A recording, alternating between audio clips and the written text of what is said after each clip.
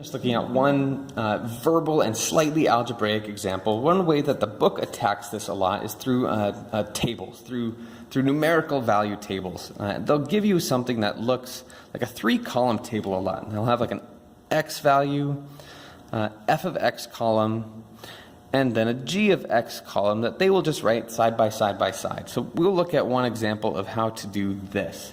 A lot of times they'll just have stacking x values, ones that just kind of go up 2, 3, 4, 5, 6, and 7. And they'll just kind of give you a random set of values for f of x and g of x. So we'll try to replicate that. 4, 7, 2, 6, 0, and 5.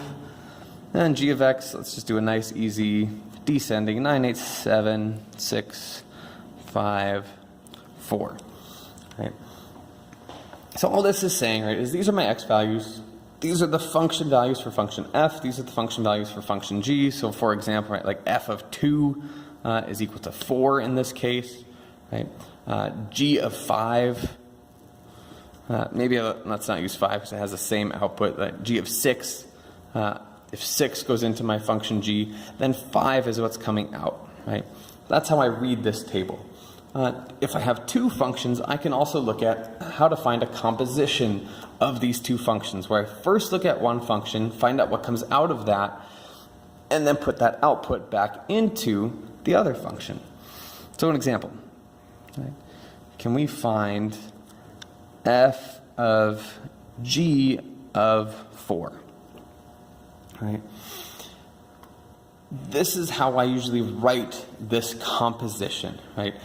I do this function g first. This function here, right? Function g is the inside function.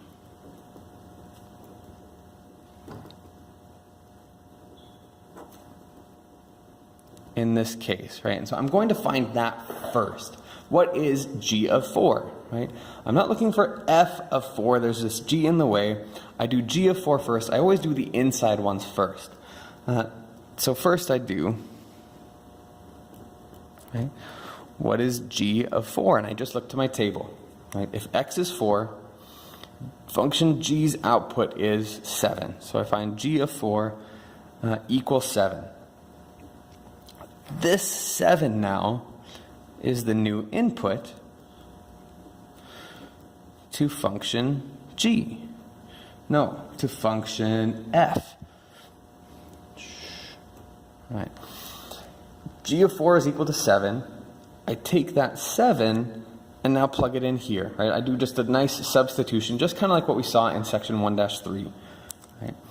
So next, I find f of 7, right? Because f is my outside function. It's the one that's happening last. Right? F is what we call the outside function. This is nice and easy when I'm only doing 2, which is usually what we see. Right? We don't often see too many like triple compositions or quadruple compositions, although they might ask you some things like that in this like table example. But when we're doing it algebraically, it's almost always going to be 2, where we'll have an inside function, something that's happening first, and then the outside function, what's happening second. So we found g of 4 was equal to 7. Right? Now I find f of 7. Right? F of 7 is 5.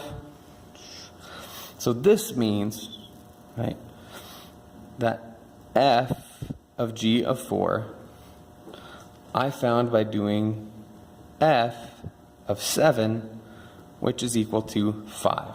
So f of g of 4 is equal to 5. Okay. Let's do it again. Find g of f of 4. All right. Same thing, same input, but switch the order around. Right. F in this case is my inside function. I find f of 4 first. Right.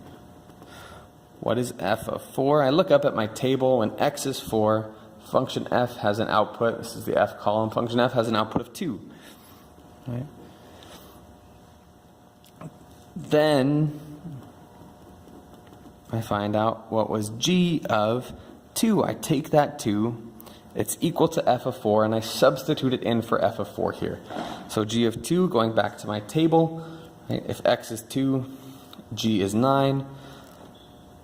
So g of 2 is 9, and that means that g of f of 4, we write is equal to g of 2 is equal to 9, or simply g of f of 4 is equal to 9. Okay. We can do this with multiple functions, and we can do this with functions on top of themselves. So just kind of quickly, we'll look at 2 more examples. Find f of 3. In this case, right, the function f is both the inside and the outside function, but right, it's just the order. What is f of 3? And then what is f of that new value? Right? So I need to find out, right, f of 3 is equal to, going back up here, when x is 3, f of x is 7. So f of 3 is equal to 7. And then I find, okay, f of 3 is equal to f of 7. I just take that and plug it right in for f of 3. And then what is f of 7? Well, f of 7 is equal to 5. So that means that f of 3 equals 5. Right? I can do this multiple times, right? It doesn't have to just be 2. Right? Find f of g of f of 3. Right? Well, we just found f of 3 was 7. Right? That's from before. So f of g of f of 3, lots of parentheses here, will equal f of g. F of 3 is 7 from the problem before, so I plug in the 7 in for f of 3. I go back to my table again. G of 7, when x is 7, g is 4 here. So this is equal to f of 4, because g of 7 was equal to 4 from the table above. And then last, I just find out what is f of 4. Well, when x is 4, function f is 2.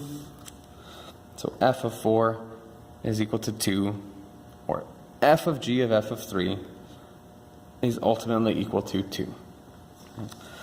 Last example, and you find g of f of 6. What would happen if I tried to do that? Right?